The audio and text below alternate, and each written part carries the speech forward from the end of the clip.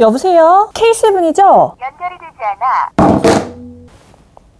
안녕하세요, 차박사영입니다. 우리에게 익숙했던 K7이 이제 역사 속으로 사라집니다. K7과 이별하고 찾아오는 새로운 차종이 있죠. 바로 K7의 후속 모델 K8입니다. 기아 자동차도 같이 사라지는데요. 기아 자동차의 후속 사명 기아죠. 기아차에서 기아로, 자동차 회사에서 모빌리티 회사로 이제 이렇게 탈바꿈을 하겠다라는 기아의 비전이 담긴 변화입니다. 회사 이름도 바뀌고요. 얼마 전에 보니까 서울 양재동에 있는 그 사옥에도 간판이 변경이 됐더라고요. 근데 사실 아직도 저는 기아차라고 하는 게 조금 더 익숙하긴 한 것 같습니다. 여러분은 이 기아 다 적응되셨나요? 자, 기아의 K7의 풀체인지인 만큼 K8이 도대체 어떻게 나오느냐 많이 궁금하실 텐데요. 일단 사진 보시죠. 저는 사진을 보고 오 했는데요. 가장 인상 깊게 본 건 측면부의 모습이에요. 뒷부분을 쿠페 형식으로 내려오게 만들었어요. 한눈에 봐도 스포티한 느낌을 주는데요. 준대형 세단을 찾는 주 고객층 분들이 40, 50대 분들이라는 걸 좀 생각을 하면 호불호가 약간은 갈릴 수 있는 부분일 것 같아요. 어려지는 건 좋은데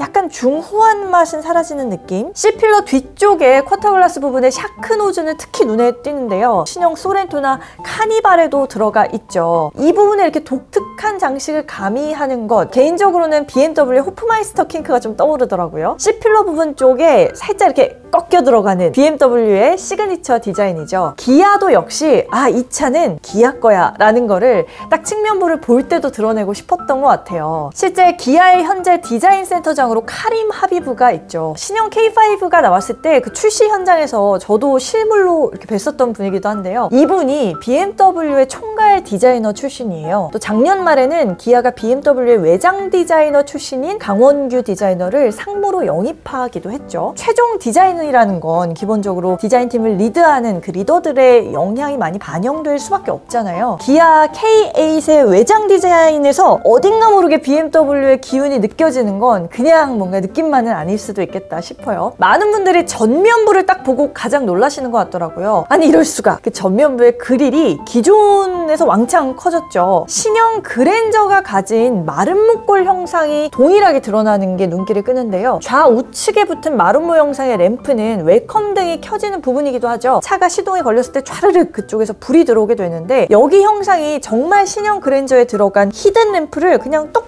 떼운 것 같은 동일한 느낌을 줍니다. 후면부는 기존 K7에서 완전히 다른 차 같아요. 평평한 느낌이 강했던 후면부에서 굴곡을 줬어요. 위쪽 스포일러가 강하게 드러나면서 안쪽에는 깊숙하게 램프가 두껍게 박혀있는 듯한 형상이죠. 측면부에서는 이 굴곡이 좀 멋져 보이기는 했는데 정면으로 등장한 이런 사진을 보니까 소재감이 약간 고급스러운 느낌이 좀 덜한 느낌은 있었어요. 아무래도 사진에서는 실물의 굴곡이 다 표현되지 않다 보니까 그렇게 느껴지는 부분도 있는 것 같습니다. 자, 오늘 실내 사진도 전격 공개가 됐습니다. 두 가지 포인트가 저는 좀 눈에 띄었는데요. 하나는 스티어링 휠. 와, 이거 막 GV80이 처음 등장했을 때 제네시스에 처음 등장했던 아주 독특했던 스티어링 휠이 주었던 충격을 똑같이 느끼게 하는 모습이에요. 가운데부에 드러난 새로운 기아의 엠블럼이 마치 첨단 차량인 것 같은 인상을 주네요. 굉장히 젊은 느낌인데 대시보드에는 운전석 도어부터 시작해서 우드 그레인이 쫙 깔리잖아요. 그나마 약간의 중후함이 이렇게 좀 뭔가 상쇄되는 그런 느낌이 들기는 하네요. 또 다른 포인트는 여기서도 이상하게 그 무언가 BMW의 향기가 난다는 것. 센터 패시아부의 공조부 형태, 또 운전자 중심으로 꺾인 대시보드, 상당히 겹쳐서 읽히는 첫인상입니다. 변속기 부분은 동그란 원형 다이얼인데요. 요새 기아 자동차 신형 차량이 많이 등장하는 모양새죠. 좀 새로운 부분도 있긴 해요. 보면 변속기 주변에 이 위치가 공중에 떠 있습니다. 운전자가 좀 멀어도 조작이 이렇게 편하게끔 했다라는 것 같은데요.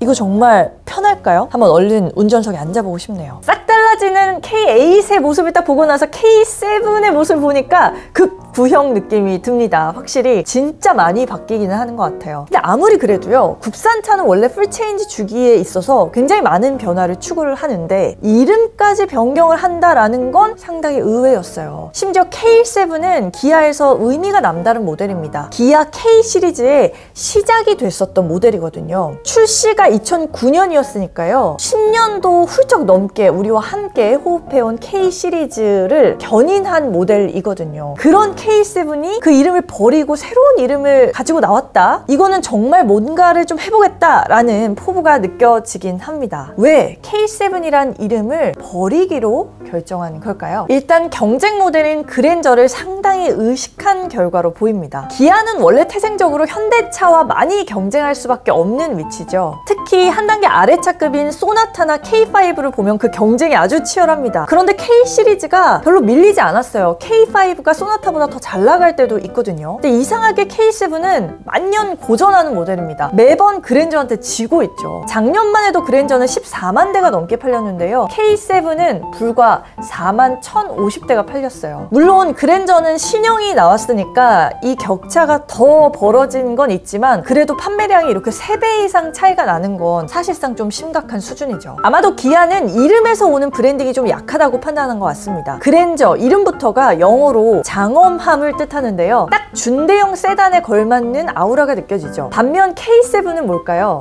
7, 이 7은 준대형이라는 차급을 의미를 하는 거고요. K 같은 경우는 많은 분들이 키아의 K라고 알고 있어요. 조금 더 아시는 분들은 K, 코리아, 대한민국 아니야? 이렇게 하시기도 하죠. 그런데요, 사실 이 K가 그리스어로 두 가지 의미를 내포하고 있어요. 강력하다는 의미의 쿠라토스, 그리고 다른 하나는 활동적이라는 의미의 키네틱이에요. 맞아요. 제대로 아는 사람이 없습니다. 너무 어렵고요. 직관적이지가 않은 이름이에요. 이름만 놓고 봤을 때 K7에 대비했을 때 그랜저가 훨씬 더 직관적인 후광 효과를 가져가기 좋은 이름이라는 거죠. 아마도 이런 부분마저도 K7이 계속 그랜저에 밀리는 이유라고 기아는 판단을 했던 걸로 보입니다. K7이 K 시리즈의 대표 모델이니까 이름을 막 확 바꿀 수는 없겠지만 적어도 그랜저를 이기기 위해서는 무언가 좀 더 상품성이 나아졌다라는 걸 이름부터 드러날 수 있게 해줘야 됐을 것 같아요. 그래서 K7의 후속 모델을 비어있던 K 시리즈 중에서 K8자리에 가져다 놓았구나, 이렇게 추론이 가능했습니다. 물론 이름만 바꾼다고 다 되는 건 아니죠. 실제로 7에서 8으로 숫자가 커졌잖아요. 덩달아 차도 커졌습니다. 이번 K8 전장이 5m가 넘게 나왔어요. 5015mm인데요. 기존 K7이 4995mm였고요. 프리미엄 세단인 제네시스의 G80, G80도 동일했습니다. 특히 경쟁 모델인 그랜저가 4990mm예요. 훨씬 더 K8이 크죠. 국산차 준대형 세단 중에서는 가장 긴 차라는 이미지를 좀 심어주기 위해서 8이라는 높은 숫자를 사용한 것 같고요. 특히 이 세그먼트의 차량들은 패밀리카로 많이 활용되는 차죠. 기본적으로 공간성이 충분하면 할수록 구매자 입장에서는 메리트가 됩니다. 전장이 길어진 만큼 2열의 공간성도 조금 더 확대됐을 거라고 예상이 가능한데요. 이름에 달린 체급을 높임으로 인해서 차가 커졌다라는 걸 더 강조하고 싶었던 것으로 보입니다. 아울러 엔진도 변경이 되죠. 2.5L 가솔린, 3.5L 가솔린, 3.5L LPG, 그리고 1.6L 터보 하이브리드로 구성이 예상됩니다. 가솔린과 LPG 엔진을 3.5L로 키웠어요. 눈에 띄죠. 커진 사이즈만큼 엔진 신장도 커졌다, 이런 부분들을 많이 강조하게 될 것 같습니다. 이름을 바뀐 것도 좋고요. 상품이 업그레이드 된 것도 아주 반갑습니다. 하지만 그에 따르는 가격 인상은 아마도 불가피할 것으로 보이기는 해요. 과연 K7을 버리면서까지 새롭게 만든 K8, 그 가치가 있을지는 어떤 가격이 책정되느냐가 결국 관건일 것 같아요. 이 차 실물이 또 나오는 날 제가 리뷰 보여드릴 수 있도록 준비 열심히 하고 있을 테니까요. 새로 나오는 신차 소식, 또 재미난 자동차 이야기 자주 듣고 보시려면 차봤어요 구독하셔야 됩니다. 좋아요 버튼, 구독 버튼, 그리고 알람 설정까지 꼭 잊지 마시고요. 저는 그럼 또 새로운 소식으로 찾아올게요. 안녕! 여보세요? K7이죠?